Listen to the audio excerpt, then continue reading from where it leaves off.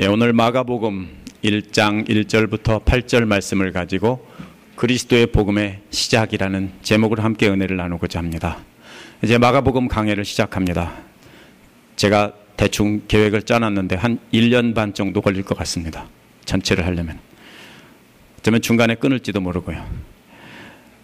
대부분의 학자들은 마가복음이 가장 먼저 기록된 복음서라는 데 동의합니다.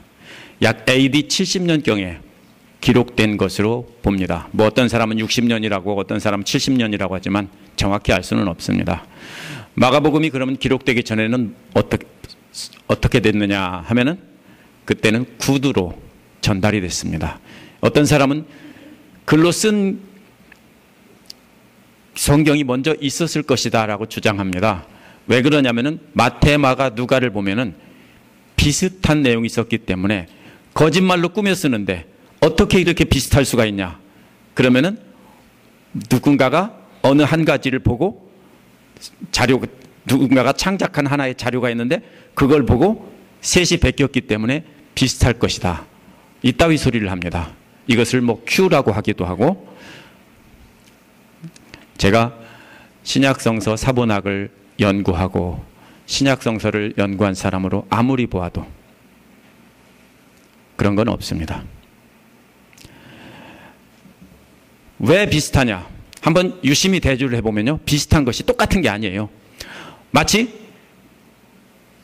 대학생이나 대학원생들이 프레절라이즘을 걸리지 않기 위해서 조금씩 말을 바꾼 것처럼 다 바뀌어 있습니다. 그러면 주석학자들은 다 누구는 이것을 살짝 이렇게 바꿔서 이렇게 바꿨다 이런 식으로 씁니다. 그렇지 않습니다. 분명한 사건이 있었습니다. 무슨 사건이요? 실제 부활하신 예수님이 있었고 실제 예수님께서 기적을 일으키신 사건이 있었습니다. 그거를 많은 사람들이 보고 들었습니다. 그리고 예수님 돌아가신 뒤에 어떻게 했습니까? 목격자들이 나와서 내가 봤다 이거예요. 마가복음이 기록되기 전에는 내가 어느 날 예수님이 하시는 이것을 봤는데 이렇게 하셨다, 이렇게 말로 약 30년 동안 40년 가까이 그렇게 진행이 되다가 왜 기록됐냐면요, 이 증인들이 죽기 시작한 겁니다. 고대에는 글로 기록된 것이 권위가 있는 것이 아니라 직접 목격한 사람이 살아서 말로 증언하는 것을 더 법정에서도 인정을 해줬습니다. 그렇기 때문에 증인들이 살아있을 때는 기록할 필요가 없었습니다. 근데 증인들이 죽기 시작하자 증언할 사람이 없어진 겁니다. 그래서 기록하기 시작했습니다. 죄송합니다, 집사님. 제가 갑자기 그냥 원고에 없는 얘기를 막 했습니다. 왜냐하면 이것을 이해를 못하면은 마가복음 전체를 이해할 수가 없습니다. 그래서 우리가 마가복음을 읽을 때는 직접 목격한 사람들이 증언하던 것을 증언할 수가 없으니까 글로 남겨놓고 대신 그대로 읽은 것입니다. 그러므로 그걸 생각하면서 읽어야 됩니다. 듣는 사람들은 증인이 없더라도 마치 증인이 살아서 읽고 있는 것, 증언하고 있는 것처럼 그렇게 들었습니다. 특히 가장 오래된 사본들을 증거를 보면은 분명히 그냥 읽었다는 걸 알 수 있습니다. 후대에는 그것을 설명을 많이 했다는 것이 사본에 나타나 있지만요, 가장 초기의 사본들은 그냥 읽었다. 그냥 읽었습니다. 왜? 설명 없어도 다 알아요. 문화가 같고 언어가 같고 경험이 같기 때문에 그냥 읽었습니다. 그러면 그 당시의 사람들은, 마가복음이 처음 쓰여져 있을 때 사람들은 증언을 듣는 것처럼 그렇게 생생한 느낌으로 들었을 것입니다. 그러면 여러분도 어떻게 들어야 됩니까? 마치 목격자가 직접 증언하는 것을 보는 것처럼, 베드로가 본 것을 증언하고 마가가 본 것을 증언하는 것을 듣는 것처럼 그렇게 들으시기를 바랍니다. 예수 그리스도의 죽음과 부활을 경험한 지 약 40년쯤 지났습니다. 그동안 일어났던 가장 중요한 변화가 유대 로마 전쟁입니다. 그래서 예루살렘 성전이 완전히 파괴됐습니다. 성전이 파괴된 것은 유대인들에게는 예배의 구심점을 잃어버린 것입니다. 유대인 기독교인들도 성전을 중심으로 복음 전하면서 예배를 드렸기 때문에 유대인 크리스찬들도 역시 마찬가지로 위기를 만났습니다. 게다가 문제가 뭐냐면요, 예루살렘에 있던 유대인들 대부분이 죽었는데 전쟁이 끝나고 보니까 예루살렘에 있던 유대인 기독교인들은 많이 살아남아 있던 겁니다. 왜 그러냐면은 그날이 오면은 뭡니까? 지붕에서 지붕으로 뒤도 돌아오지 말고 도망가라 해서 그런 증거를 보고 실제로 도망간 겁니다. 그러니까 이것들 간첩이다 해가지고서는 전부 쫓아냈습니다. 그러다 보니까 그때부터 유대인 크리스찬들은 유대교에 있지 않고 따로 독립돼서 쫓겨나서 예배를 드렸습니다. 그런 때 마가복음은 교회를 바로 세우는데 귀중한 역할을 했습니다. 마가복음의 시작은 원문에서 시작이라는 뜻의 아르케라는 말로 시작합니다. 시작, 이 단어로 시작합니다. 뭐의 시작입니까? 마가복음의 시작이 아니고 예수 그리스도에 대한 복음 선포하는 것을 이제부터 시작한다 하는 뜻입니다. 제가 증언이라고 했죠. 증언인데 예수 그리스도의 복음에 대해서 증언하는 것을 이제부터 시작한다, 이런 뜻입니다. 그리스도라는 말은 기름 부은 자라는 뜻인데요, 구약에 예언된 메시아라는 뜻입니다. 구원자라는 뜻입니다. 그런데 이 메시아가 뭐라고 덧붙여졌냐면은 사랑하는, 하나님의 아들. 원문에는 맨 끝에 붙어 있는데 한국말에서는 맨 앞에 왔죠. 시작, 예수 그리스도의 또 하나님의 사랑받는 아들, 이렇게 쓰여져 있습니다. 뭡니까? 바울도 로마서 1장 4절에서 하나님의 아들이 곧 예수 그리스도라고 같은 증언을 하고 있습니다. 그러면은 예수님이 하나님의 아들이라고 이렇게 증언하던 것은 초대교회 성도들의 공통된 증언입니다. 그 공통된 증언으로 시작을 하는 겁니다. 복음의 핵심이 뭡니까? 예수 그리스도가 하나님의 아들이다, 이겁니다. 그러면은 하나님의 아들 예수 그리스도에 대한 복음이 어떻게 선포되기 시작했는지, 우리도 어떻게 그 복음을 선포를 시작해야 되는지 오늘 말씀을 통해서 알아보겠습니다. 첫 번째, 구약의 예언으로부터 시작했습니다. 마가는 구약 성경에 기록되어 있다는 말로 예수 그리스도의 복음의 시작을 알립니다. 마가는 예언자 이사야의 글에 기록되기를 이렇게 말하고 있습니다. 하지만 2절은요, 이사야가 아니라 출애굽기 23장 20절과 말라기 3장 12절을 함께 섞어서 편집한 것입니다. 또 3절은 이사야 40장 3절이 맞습니다. 자세히 보면 맨 처음 선지자인 모세와 중간에 바벨론 포로 시기의 선지자인 이사야와 맨 마지막 선지자인 말라기, 이렇게 세 사람의 글을 예언을 인용하고 있습니다. 그래 놓고서 이사야라고 한 것은 세 구절의 내용이 전부 사실은 이사야에 담겨 있기 때문입니다. 거짓말은 아니에요. 이사야의 이 모든 내용이 담겨 있고 예수 그리스도에 대한 예언이 가장 많이 나타나 있는 것이 이사야입니다. 그러면 2절의 말은 하나님께서 하시는 말씀입니다. 복음서를 읽을 때 주의해야 될 것은 복음서는 이야기입니다. 이야기체로 되어 있기 때문에 누가 말하는지, 이것은 누가 말하는 건지, 어떤 것이 해설자가 말하는 건지 이것을 잘 구별해야 됩니다. 근데 여기서 이것은 뭡니까? 첫 번째 2절은 하나님 말씀입니다. 뭡니까? 보라, 내가 내 심부름꾼을 너보다 앞서 보낸다. 그가 내 길을 닦을 것이다 라고 하셨다는 겁니다. 심부름꾼이란 개역에서 사자라고 번역했는데 영어로 대부분 엔젤이라고 번역된, 천사라고 번역된 말입니다. 우리가 중세의 그 화가들의 영향으로 천사하면 뭡니까? 날개 달린 그런 것을 생각하지만 하나님의 심부름꾼을 천사라고 했는데 여기서도 하나님의 심부름꾼을 하나를 보냈는데 그게 누구다? 요한이다, 이 뜻입니다. 그러니까 요한이 천사인 셈입니다. 하나님의 천사는 날개 달린 천사가 아니고 하나님께서 보내신 심부름꾼인 셈입니다. 여기서는 말하는 이는 하나님이고 듣는 사람, 너는 누굽니까? 너, 내 앞에 누구죠? 예수님이에요. 내 앞에 하면서 예수님이에요. 그러면 듣는 이는 예수님입니다. 하나님께서 예수님에게 내 앞에 심부름꾼을 보낼 것이다 라고 말했다는 겁니다. 예수님 앞에 심부름을 보낼 것인데 그가 길을 닦을 것이다, 또 아니면 길을 준비할 것이다, 이렇게 했습니다. 이것은 건설한다는 뜻입니다. 이것은 비유적으로 쓰인 말입니다. 이 비유가 무엇을 뜻하는지 누가복음 1장 17절 끝부분에 나와 있습니다. 누가는 요한의 침례에 대해 주를 위해 세운 백성들을 준비하리라 이렇게 직설적으로 말했습니다. 마가는 길을 닦는다라고 비유로 말했지만 누가는 실제적으로 직설적으로 마음을 준비한다 이렇게 설명했습니다.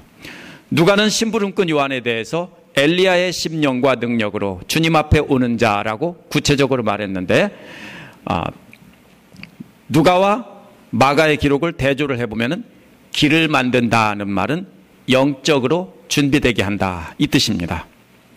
누가는 영적으로 준비되게 한다라고 진짜 썼고 마가는 그것을 길을 만들라 이렇게 썼습니다. 따라서 주의 길을 만든다는 것은 사람들의 마음에 예수 그리스도께서 오실 수 있도록 준비를 시킨다 이 말입니다. 3절 앞부분에 광야에서 외치는 자의 소리가 있다. 이것은 해설자가 하는 말입니다. 외치는 소리라는 말은 큰 소리로 고함치는 소리입니다. 왜냐하면 옛날에는 확성기가 없기 때문에 앰플리파이어가 없기 때문에 뭘 썼습니까? 목청으로 했습니다. 그럴 때 광야에서 많은 사람이 모여 있고 거기에다가 중요한 일을 전할 때는 목이 터져라고 큰 소리로 외쳤습니다. 이게 외치는 자의 소리입니다. 온 힘을 다해서 광야에 모인 수천 명 수만 명 앞에 들리라고 고래고래 소리를 지르면서 하나님 말씀을 증거하는 것입니다. 근데 그 고함치는 소리가 어디에 있었다고요? 광야에 있었다는 겁니다. 광야하면 생각나는 것이 무엇입니까? 구약의 이스라엘 백성들이 40년 동안 출애굽해서 40년 동안 방황하던 곳이 광야입니다. 근데 방황하기도 했지만 광야가 복된 장소였던 이유는 잘했건 못했건 이스라엘 백성과 하나님이 늘 함께 계셨다는 것입니다. 외치는 소리가 광야에 있다는 것은 출애굽기에서 하나님과 동행하던 그때를 생각해보고 그때로 돌아가자, 하나님께로 돌아가자 이런 말입니다. 3절 뒷부분은 주의 길을 예비하고 그의 길을 곧게 하여라. 이것은 예언자가 하는 말인데요. 예비하라는 말은 전쟁에서 승리하고 개선하는 왕을 위해서 길을 준비하라는 것입니다. 개선 장군이 올 때 어떻게 합니까? 길을 평탄하게 만듭니다. 왜? 개선 장군이 말이나 아니면 마차를 타고 올 때 울퉁불퉁하면 안 되니까 길을 판판하게 다듬어 놓고 준비를 했습니다. 그런데 길을 곧게 하라는 것은 구부러진 길을 반드시 잡으라는 뜻이 아닙니다.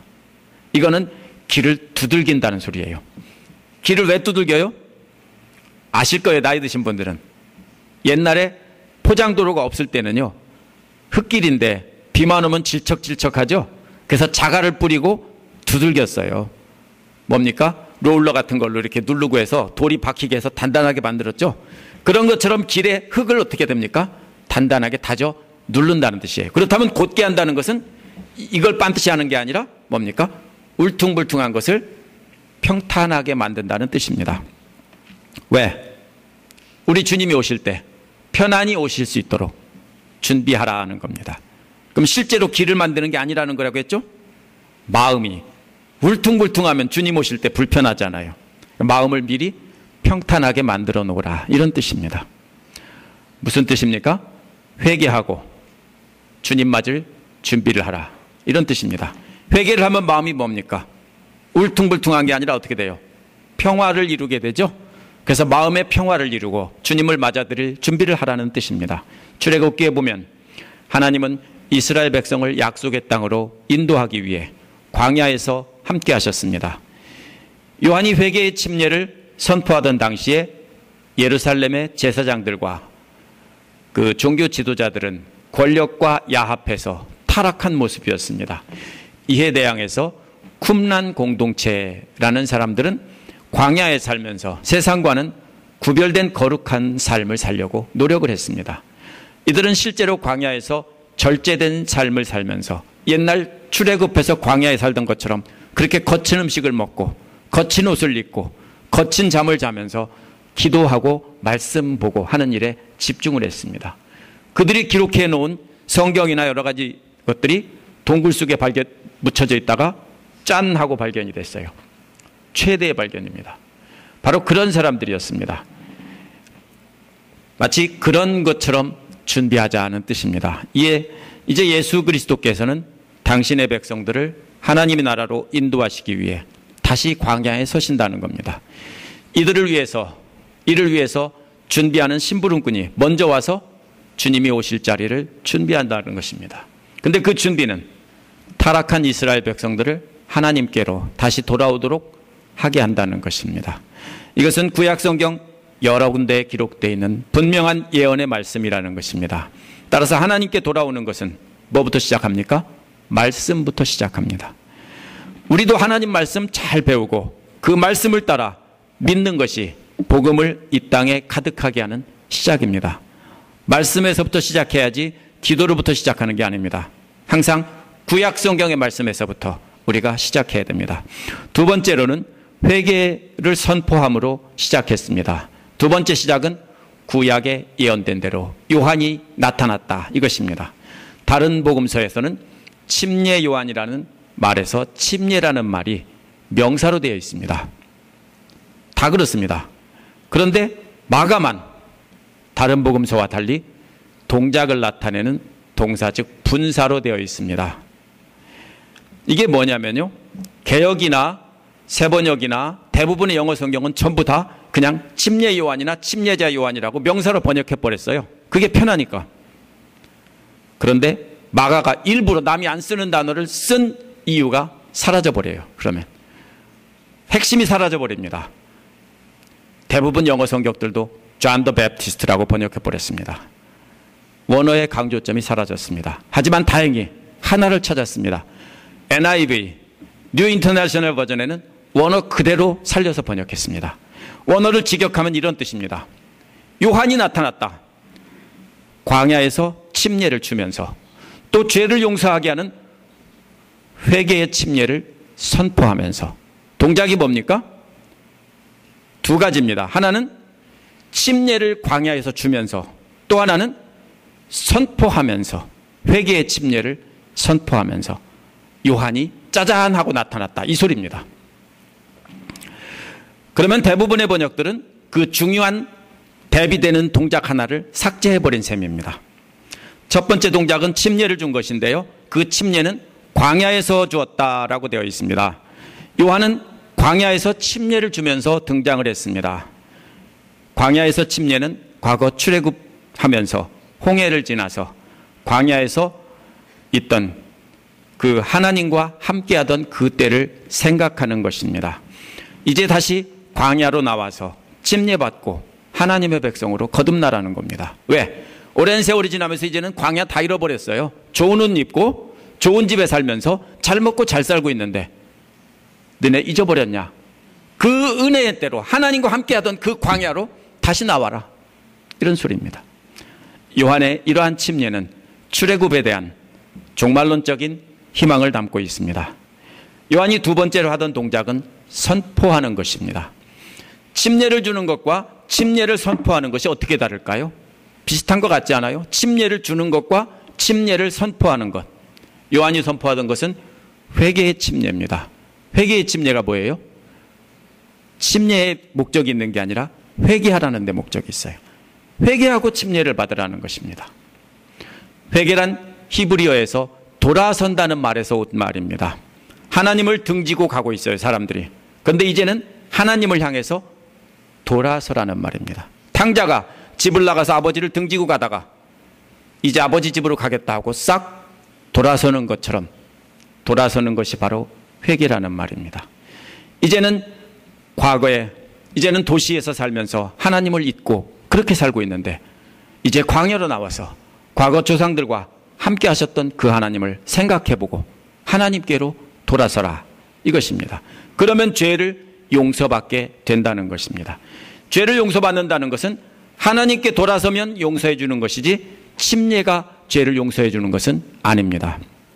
따라서 요한이 선포한 것은 침례 자체가 아니라 회개하라는 선포입니다. 침례 받을 때 뭡니까? 물 자체가 죄를 용서하는 것이 아니에요. 회개하고 하나님께로 돌아오면 이미 하나님은 용서를 해 주신 겁니다. 그러면 침례를 왜 합니까? 사람들 앞에서 공식적으로 자기의 결심과 믿음을 증거하는 것입니다. 선포하는 것입니다. 요한이 선포한 초점은 임박한 하나님의 심판을 피하기 위해서 회개하라는 것입니다. 회개의 표시로 침례를 받으라는 것입니다. 이러한 요한이 침례를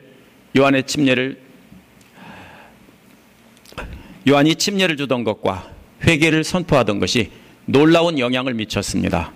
그래서 당시의 유대인 역사가 조세푸스도 요한의 사역에 대해서 기록을 남겼습니다. 조세푸스는 예수님과 요한과 바울 당시에 살았던 사람이에요. 근데 이 사람이 기록을 남긴 역사가 지금도 남아있는데요. 거기에 요한에 대해서 쓰고 있어요. 뭐라고 썼냐면 이렇게 썼습니다. 제가 거칠게 번역을 했습니다. 아무래도 잘 번역이 안 돼요. 그냥 이해해서 들으십시오. 헤롯을 죽인 요한은 훌륭한 사람이었다. 그는 유대인들에게 선을 행하라고 명령했다. 그것은 이웃 간에 서로 의를 행하는 것과 하나님에 대한 경건이었다. 말되죠? 이웃 간에 선을 행하고 하나님에 대한 경건이었다. 그 결과 침례를 받으러 나오라고 했던 것이다. 만약 사람들이 죄를 치워버리기 위해 침례를 받으러 나온 것이 아니라 의를 통해서 영혼이 철저히 정결케 되었다고 생각하면서 몸을 정결케 하러 나오는 것이라면 요한은 받아들일 수 있었다는 겁니다. 지금 조세푸스가 한 얘기는 뭡니까? 먼저 회개하고 정결하게 한 뒤에 나와서 몸을 씻기 위해서 침례를 받으러 나온다면 요한은 받아들일 수 있었다라는 거예요. 조세푸스는 예수 그리스도를 믿은 사람이 아닙니다. 요한에게 침례받은 사람도 아닙니다. 객관적인 입장에서 조세푸스가 요한에 대해서 보고 들은 것을 썼습니다. 역사가가 왜 이렇게 개인적인 이런 사람을 썼을까요? 왜냐하면 요한의 침례가 당시에 엄청난 소란을 일으켰기 때문입니다. 안 믿는 사람 입장에서 소란입니다. 그래서 조세푸스에 따르면 조세푸스도 요한의 침례가 의롭게 한 것이 아니라 회개한 것이 의롭게 한 것이다 라는 것입니다. 회개해서 영혼이 정결케 되고 의롭게 된 사람들이 몸을 깨끗하게 하러 요한에게 나왔다, 이 소리입니다. 많은 사람이 요한이 선포한 것을 듣고 회개하는 역사가 일어났다는 것입니다. 5절에서 사람들이 요한이 선포하며 침례를 주던 것을 보고 사람들이 어떻게 반응했는지 말하고 있습니다. 조세푸스의 기록과 마가의 기록은 바라보는 관점은 다르지만 내용에 있어서는 일치합니다. 첫 번째 반응은 뭡니까? 유대지방과 예루살렘의 모든 사람들이 요한에게 나왔다는 것입니다. 모든 사람이라고 해서 진짜 다는 아닙니다. 뭡니까? 많은 사람들이 나왔다는 고대의 강조적인 표현입니다. 많은 사람이 요한에게 나왔다라는 이스라엘 사람들의 표현 방식입니다. 정말로 많은 사람들이 요한에게 나왔기 때문에 헤롯 안티파스도 두려워했고 역사가 조세푸스도 그것을 기록해 놓았던 것입니다. 사람들의 두 번째 반응은 요한에게 침례를 받은 것입니다. 침례를 받은 장소가 요단강인데 여리고 근처에 광야에 있는 요단강 한 지류일 것입니다. 그런데 5절에서는 사람들이 요단강에서 침례를 받았다고 했는데 4절에서는 광야에서 침례를 주었다고 했습니다. 어떻게 이렇게 금방 다를까 하면은 잘못된 것이 아닙니다. 모순이 아닙니다. 요한이 침례를 주던 곳은 보통 여리고 남쪽 요단강의 한 지류로 봅니다. 이곳은 어디입니까? 광야입니다. 그래서 광야에서 침례를 주면서 요한이 나타났다고 4절에서 말하고 5절에서는 사람들이 요단강에서 침례를 받았다는 것입니다. 그들은 회개를 하고 죄를 고백하면서 침례를 받았습니다. 먼저 회개하고 하나님께로 돌아서서 의로워진 사람들이 침례를 받았다는 것은 조세푸스의 기록과 같습니다. 요한의 침례가 특별한 능력이 있어서 정결하게 한 것이 아니고 죄를 회개했기 때문에 하나님께서 죄를 정결하게 해준 것입니다. 예수 그리스도의 복음은 말씀을 다시 상고하면서 기억하면서 시작되었습니다. 따라서 그 말씀을 따라서 요한이 그 말씀대로 광야에서 침례를 주고 회개를 선포함으로 이어진 것입니다. 그러면 우리도 말씀을 통해서 깨달았다면 두 번째로 우리도 뭐를 해야 될까요? 회개하라고 선포해야 하는 것입니다. 이것이 시작입니다. 세 번째로는 비교해서 선포함으로 시작을 했습니다. 6절에서 이제 요한은 어떤 삶을 살아야 되는지 시범을 보이는 장면입니다. 요한이 선포하는 메시지를 듣고 회개한 사람들은 침례를 받고 나서 요한과 함께 있었을 것입니다. 많은 사람들이 요한을 따라다니고 요한과 함께 있었어요. 왜냐하면 요한의 제자들이 많이 있었다고 했기 때문에. 요한은 회개를 하고 침례받은 사람들에게 자신이 누군지, 자신이 어떤 사람인지 먼저 시범을 보여주었습니다. 보여준 것이 뭡니까? 무엇을 먹었는지와 무엇을 입었는지입니다. 요한은 낙타 털옷을 입고 허리에 가죽띠를 띠었습니다. 또 메뚜기와 들꿀을 먹었다고 했습니다. 낙타 털옷은 예언자의 옷입니다. 스가랴 13장 4절에 보면 사람을 속이려고 털옷을 입지 아니할 것이며 라고 했습니다. 뭡니까? 예언자가 털옷을 입고 나타나서 사람들을 속이려고 내 말이 하나님의 말씀이다 이렇게 속인다는 겁니다. 그렇게 하지 말라는 거예요. 이것으로 볼 때 요한이 입었던 털옷은 예언자의 표시입니다. 스가랴는 거짓 선지자들이 사람을 속이는 것을 조심하라는 것입니다. 하지만 낙타 털옷은 원래 광야에서 유목민들이 입던 거친 옷입니다. 출애굽해서 광야에서 생활하던 그 때를 생각나게 하는 그런 복장입니다. 그래서 선지자들도 그걸 입고 나타난 것은 광야에서 우리 조상들이 이렇게 입고 이렇게 먹으며 살았던 때를 한번 생각해 보라 하는 메시지로 선지자들이 입고 나타난 것입니다. 그래서 많은 사람들이 성 안에서 좋은 옷을 입고 화려한 삶을 살고 있었기 때문에 한번 생각해 봐라. 선지자들은 자기들이 그렇게 입고 있으면서 검소한 삶을 보여주면서 회개하라 이렇게 증거했던 것입니다. 물론 사람들은 요한과 엘리야를 연결합니다. 흔히 예수님도 마태복음 11장 7절에서 요한에 대해서 말씀하시며 이렇게 말씀하셨습니다. 무엇을 보러 광야에 나갔더냐? 라고 질문했습니다. 만약 좋은 옷을 입은 사람을 보려면 왕궁에 가라. 요한에게 그렇게 말씀하시면서 침례를 받으러 나갔던 일을 기억하는 겁니다. 하라는 겁니다. 너희들이 뭐하러 광야에 나갔냐? 요한에게 말씀을 듣고 침례를 받으러 나간 것이 아니냐 이 소리입니다. 그러면서 11장 14절에서는 오리라 한 엘리야가 이 사람이다 예수님이 말씀하셨어요. 예수님도 요한과 엘리야를 연결했습니다. 그러나 오늘 본문에서 낙타털옷과 가죽띠는 유목민의 복장이고 그 당시에 선지자들이 즐겨 입던, 그래서 하나님의 뜻을 전할 때 보여주던 복장입니다. 여러분 약장사 기억나세요? 약장사가 실제 하려는 말은 약을 파는 거예요. 그런데 뭐를 해요? 원숭이도 갖고 오고 어떤 이상한 옷도 입고 북치고 이렇게 하면서 사람들을 모으죠. 사람들이 모이면 뭐라고 합니까? 본론을 얘기하죠. 선지자도 마찬가지예요. 사람들이 모여야 될 거 아니에요. 근데 다 좋은 옷 입고 있는데 낙타털 옷 입고 나타나서 있으면은 저 사람 뭐야? 하고 다 쳐다보는 거죠. 그때 모인 사람들, 웅성웅성한 사람들에게 말씀을 전한 것입니다. 요한이 먹던 것은 메뚜기와 들꿀입니다. 메뚜기는 레위기에 나온 먹어도 되는 정결한 곤충입니다. 광야에 있던 유목민들은 먹을 것이 없을 때 메뚜기로 단백질을 보충했습니다. 들꿀은 유목민들이 포도주 대신 마시던 음료수였습니다. 이 두 가지 음식이 다 뭡니까? 광야에서 떠돌이 생활을 하면서 즐겨 먹던 음식들입니다. 그러면 요한은 바로 광야에서 옛날에 조상들이 살던 방식과 똑같이 그렇게 살면서 그런 검소한 삶을 시범을 보인 겁니다. 요한은 광야 시대에 입던 거친 옷을 입고 거친 음식을 먹으며 사람들에게 광야 시대로 돌아가 하나님과 동행하는 삶을 살자라는 메시지를 보여준 것입니다. 많은 사람들이 말을 듣고 판단합니까? 아닙니다. 눈으로 보고 이미 판단이 끝났습니다. 그리고 그 다음에 하는 것이 뭡니까? 말로 전하는 걸 듣습니다. 메시지의 전달의 대부분은 어디서 이루어져요? 눈으로 이루어져요. 그래서 눈으로 보고서 이미 다 의사소통이 다 됐어요. 그 다음에 말로 하는 것입니다. 그래서 요한은 여기에서 눈으로 보여주고 있는 것입니다. 회개하라 하는 것을 보여주기 위해서 낙타털옷 입고 메뚜기와 들꿀을 먹는 것을 보여준 것입니다. 이렇게 삶으로 사람들에게 보여준 뒤에 요한은 선포하기 시작했습니다. 그 내용은 자신의 뒤에 오는 분이 어떤 분인가 하는 것입니다.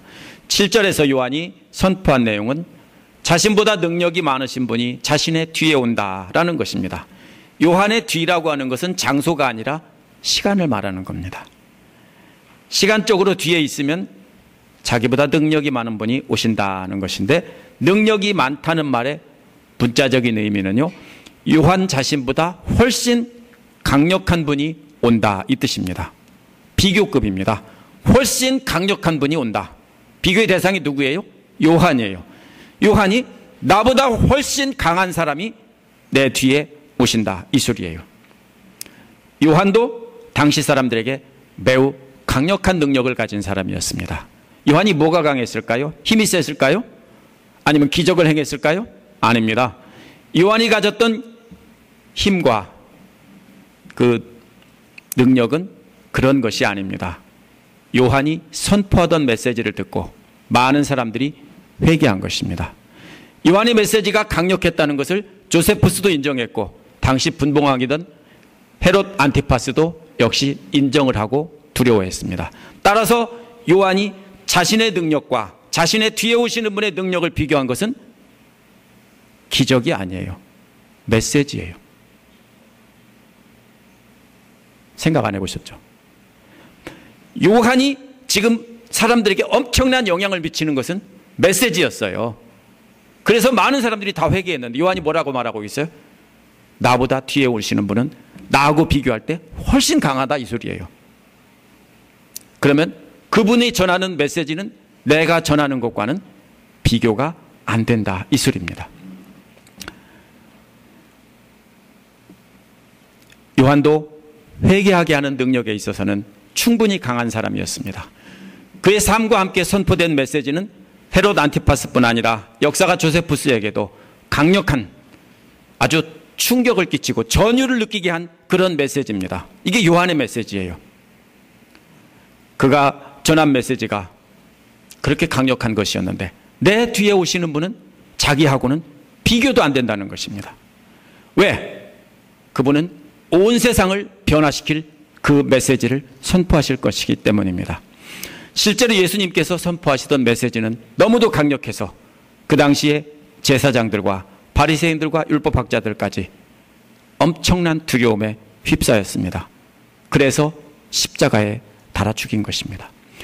우리가 예수님을 볼 때 뭘만 봅니까? 흔히 기적에 초점을 맞추는데 예수님의 메시지의 능력의 핵심은 기적이 아닙니다. 그분이 하신 말씀이에요. 요한이 지금 뭘 비교하고 있습니까? 자신과 비교할 때 자신이 전한 메시지와 그분이 선포하는 메시지가 얼마나 다르냐 하는 것입니다. 그럴 때 자기는 메시지의 강한 정도를 비교할 때 요한은 몸을 굽혀서 그분의 신발끈을 푸는 것도 자격조차도 없다. 신발끈 푼다는 것은 그 집 하인 중에서 가장 천한 낮은 하인이 주인을 맞이할 때 신발끈을 풀어주고 흙으로 뒤범벅이 되고 땀과 흙이 뒤범벅이 된 그 샌들을 끈을 풀어주고 옆에 있는 물동이에서 물을 떠서 발을 씻겨주고 이게 하던 일입니다. 예수님께서 뭐 하셨어요? 마지막 제자들에게 시범을 보여준 게 바로 신발끈을 푸는 노예의 시범을 보여준 거예요. 근데 요한은 역시 자기도 그 신발끈을 푸는 노예도 감당할 수가 없다. 그만큼 훌륭하신 분이다 이 뜻입니다. 당시 요한의 회개하라 천국이 가까웠다라고 선포한 메시지는 정말 놀라운 반향을 일으켰습니다. 그것을 알기 때문에 자신의 메시지와 자신의 뒤에 오시는 분의 메시지를 비교한 것입니다. 자신의 뒤에 오시는 분의 메시지와 자신의 메시지를 비교할 때 자신의 메시지는 아무것도 아니다라는 것입니다. 자신의 뒤에 오시는 분의 메시지와 자신을 비교하면 자신은 그분의 발 닦아주는 노예 되는 것도 자격이 없다 이 소리입니다. 얼마나 위대하신가 그것을 솔직하게 표현한 것입니다. 이어서 8절에서 뭘 비교합니까? 자신의 침례와 뒤에 오실 분의 침례를 비교합니다. 자신은 자신의 메시지를 듣고 회개한 사람들에게 침례를 물로 주었다는 것입니다. 그러나 뒤에 오시는 분은 그분의 메시지를 듣고 회개한 자들에게 성령으로 침례를 준다는 것입니다. 이는 단순히 오순절 마가다락방의 성령 강림 사건을 말하는 것이 아닙니다. 믿는 자들에게 성령이 항상 함께 하신다는 것을 말하고 있는 것입니다. 여기서 물 침례와 성령 침례를 잘 비교해보고 요한이 전달하려고 했던 말의 의미를 정확하게 알아봐야 됩니다. 요한은 그림을 그리고 있는데 비디오를 보여주고 있는데 이 비디오를 놓치면은 이 부분에서 성경이 말하려는, 요한이 말하려는 중요한 메시지를 놓치는 겁니다. 그림 한번 보여주시겠습니다. 예수님께서 요한에게 침례를 받는 장면을 그린 화가들이 많습니다. 대부분 발목이 잠기는 얕은 물에서 광야에서 그릇에 물을 떠가지고 이렇게 붓는 그림입니다. 비슷한 그림이 많아요. 이건 레오나르도 다빈치가 조수로, 직접 그린 게 아니고 조수로 그린 그림이래요. 왜 그러냐면 가톨릭교의 영향으로 가톨릭교회에서 침례를 주던 것을 광야식으로 바꿔서 이렇게 그린 것입니다. 그런데 실제 예수님의 침례하고는 아무 상관이 없습니다. 전혀 상관이 없습니다. 만약 요한의 침례가 물 한 그릇 떠서 붓는 것이었다면 그 다음에 비교되는 성령의 침례 모습도 성령을 물 한 바가지 퍼서 머리에 붓는 것입니다. 왜냐하면 고대인들은 정확하게 두 그림을 비교를 했어요. 자, 저 보세요. 물 떠서 머리에다 한 방울 떨어뜨렸어요. 그러면 침례도 조그만 종제기에다가 성령 한 그릇 떠서 머리다 부어준다는 뜻입니다. 뭐가 사라지냐면요, 성령 침례의 모습이 사라졌어요. 지금 요한이 주는 침례는 먼저 어디서부터 시작해야 되냐면 출애굽 때 홍해를 지나는 모습에서 시작해야 됩니다. 물이 갈라지고 물 한가운데로 지나가면서 그것을 이스라엘 백성들은 홍해 침례를 받은 것입니다. 그래서 요한이 자신의 물 침례와 비교해서 성령 침례를 받는다는 것은 역시 뭡니까? 완전히 잠기는 것을 말합니다. 저들이 홍해를 지나고 나서 광야에서 동행한 것처럼 요한은 요단강에서 물에 완전히 잠기게 하고 그 다음에 이렇게 하나님과 동행하도록 했던 것입니다. 그러면 요한의 물 침례의 그림과 성령 침례의 그림은 공통점은 뭡니까? 완전히 빠진다는 겁니다. 물에 완전히 잠긴다는 거예요. 그러면 성령 침례도 역시 뭡니까? 성령에게 완전히 사로잡혀서 푹 빠진다는 소리입니다. 마치 뭐예요? 성령 한 그릇이 아니고 성령의 바다라는 소리예요. 바다가 덮인다고요. 물이 바다 덮임 같이 이렇게 노래하죠? 그것처럼 성령의 물이 바다가 덮듯이 우리를 덮친다는 소리입니다. 성령이라는 말 앞에 원어에 n이라는 전치사가 붙어 있는데요. 그리스에서 n이라는 말은 영어의 in과 비슷한 말입니다. 뭡니까? 물 속에 있는 것처럼 성령 속에 있다는 뜻입니다. 그러면 이 전치사를 봐도 물에 잠기듯 성령 안에 완전히 잠기게 된다는 것이 예수님의 성령 침례의 그림입니다. 이것은 성령에게 완전히 압도되는 것을 나타냅니다. 자신의 물 침례와 예수님의 성령 침례를 비교한 이유가 여기에 있습니다. 이것을 놓친다면 마가가 그리려고 했던 중요한 그림 하나를 놓치는 셈입니다. 예수님의 성령 침례를 오순절에 마가다락방에서 내리던 성령으로 국한할 필요가 없습니다. 요한복음 20장 22절에서도 예수께서 제자들에게 숨을 내쉬며 가라사대 성령을 받으라 라고 했습니다. 예수 그리스도를 믿는 자들에게 즉시 성령이 임했던 것입니다. 요한의 물침례를 회개한 것으로 요한의 물침례는 뭐냐면요, 회개한 것을 외적으로 표현한 것입니다. 그러나 예수님의 성령 침례는 단순히 영적으로 새롭게 되겠습니다 라는 소망이 아닙니다. 이는 자신이 실제로, 하나님 자신이 실제로 그 백성들과 함께 임하시면서 그 백성들을 감싸고 있는 모습입니다. 그것이 바로 성령 침례입니다. 물에 빠지듯 예수님을 통해 그 메시지를 듣고 새롭게 된 사람들이 성령에 잠기고 휩싸여서 압도되어 살고 있는 것을 나타내는 것입니다. 오순절 마가다락방의 성령 강림은 뭐냐? 각 나라에서 온 유대인들에게 보여주고 들려주기 위해서 보여주신 성령의 임재를 보여준 한 예입니다. 요한이 말하는 성령 침례는 광야에서 이스라엘 백성들과 함께 하셨던 것이 이제 예수 그리스도의 메시지를 듣고 믿는 자들에게 실제로 그렇게 임한다는 것입니다. 고넬료와 함께한 이방인들에게도 성령 강림한 것도 그것은 유대인들에게 보여주기 위한 것이었습니다. 이방인이나 유대인이나 차별 없이 성령이 임하신다는 것을 예를 들어 보여준 것일 뿐입니다. 그러나 물에 잠기듯 성령님께 사로잡힌 사람은 눈에 볼 수는 없지만 그 삶을 통해서 나타나게 마련입니다. 그래서 예수님이 뭐라고 했습니까? 열매를 보아 나무를 안다. 이것도 뭡니까? 성령에게 사로잡힌 사람은 그 삶으로 나타난다는 것입니다. 왜? 성령님께서 압도하시고 우리를 인도하고 계시는데 어떻게 내 마음대로 살까요? 그겁니다. 요한은 자신의 물침례와 뒤에 오시는 분의 성령 침례를 비교하면서 자신을 한없이 낮추고 뒤에 오시는 주님은 한없이 높였습니다. 우리도 역시 이렇게 비교해야 됩니다.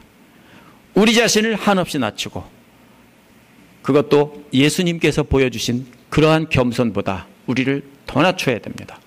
어떻게 낮출까요? 예수님은 발 씻는 종으로 본을 보여줬는데 우리는 어떻게 해야 될까요? 발 씻는 종의 발을 씻겨주는 종이 되어야 될까요? 우리는 어쨌든 간에 훨씬 더 낮추는 삶을 살아야 됩니다. 우리가 전하는 복음을 예수님과 비교하면서 우리를 훨씬 더 예수님보다 낮추는 데서부터 우리는 복음 전파를 시작해야 되는 것입니다. 오늘 말씀을 정리해 보겠습니다. 마가는 예수 그리스도의 복음에 대해서 전파하는 것을 구약의 예언부터 시작했습니다. 침례 요한이 와서 예수님의 길을 준비할 것이다 하는 예언부터 시작했어요. 이어서부터 그 예언이 이루어졌다. 광야에서 침례 요한이 회개의 침례를 주면서 회개를 선포하는 데서 시작이 됐다는 것입니다. 이것은 뭡니까? 구약의 예언이 침례 요한의 때에 와서 완벽하게 성취되었다는 것입니다. 또 마가는 요한의 말을 인용하면서 예수님이 얼마나 뛰어나신 분인가 비교하면서 증거했습니다. 그러면 우리도 예수 그리스도를 전파하려면 먼저 성경 말씀을 알아야 됩니다. 그냥 대충 읽어서는 안 됩니다. 날마다 묵상하고 성경 공부에도 적극적으로 참여해서 깨닫기 위해 노력해야 됩니다. 성경 말씀을 공부하면서 구약의 예언대로 요한이 먼저 와서 사람들을 회개하게 하고 예수님의 길을 준비했다는 것부터 공부하기 시작해야 됩니다. 먼저 그러므로 구약부터 읽기 시작하시되 신약까지 다 읽으셔야 됩니다. 어디에다 초점을 맞춰 읽어야 되느냐? 예수 그리스도의 복음에 초점을 맞춰 읽어야 됩니다. 만약 구약과 신약을 읽으면서 예수 그리스도의 복음에서 떠나서 읽는다면 구약 성경은 불륜과 폐륜과 반역으로 가득 찬 악한 인간들의 이야기밖에 없습니다. 또 다른 책에도 다 나와 있는 착하고 바르게 살으라는 도덕적인 이야기밖에 없습니다. 만약 그것이 빠진다면 착한 일 하라고 해서 먹을 거 나눠주는 일만 하죠? 그게 복음이에요? 아닙니다. 그건 복음을 보여주는 한 예일 뿐입니다. 성경은 명언집이 아니고요. 그냥 역사책이 아닙니다. 신구약 성경 전체는 예수 그리스도의 십자가의 복음이 성취되었다라는 관점에서 읽고 공부해야 됩니다. 성경을 공부하면서 분명히 깨달았다면 우리도 요한처럼 선포를 해야 됩니다. 우리가 선포해야 될 메시지가 뭡니까? 요한처럼 회개하라는 것입니다. 근데 여러분이 지금 회개하면 뭐라고 할까요? 너나 잘해 하지 않겠어요? 혹시? 그럴 가능성이 있죠. 요한처럼 예수님 맞을 준비를 하라 하고 회개하는 것이 아니라 이미 오셨으니까 그분을 영접하라 이렇게 선포해야 됩니다. 그러나 말로 할 수 없습니다. 오늘날 성도들은 아무런 영향을 미치지 못하는 것은 말로만 하고 보여주지 않기 때문입니다. 오늘날 비디오 시대예요. 동영상의 시대인데 동영상은 안 보여주고 자꾸 뭐만 보여줍니까? 말로만 해요. 옛날 비디오가 없던 시대도 요한도 비디오를 보여주면서 말로 했는데 왜 여러분은 왜 말로만 해요? 말로 하면 안 돼요. 요한처럼 보여줘야 돼요. 우리도 낙타털옷 입고 메뚜기와 들꿀을 먹으면서 전하라는 것이 아닙니다. 가진 재물 다 내놓고 교회 와서 기도만 하라는 것도 아닙니다. 뭐를 해야 됩니까? 이스라엘 사람들이 광야에서 하나님과 동행한 것을 기억하면서 우리도 하나님과 동행하는 것을 보여줘야 돼요.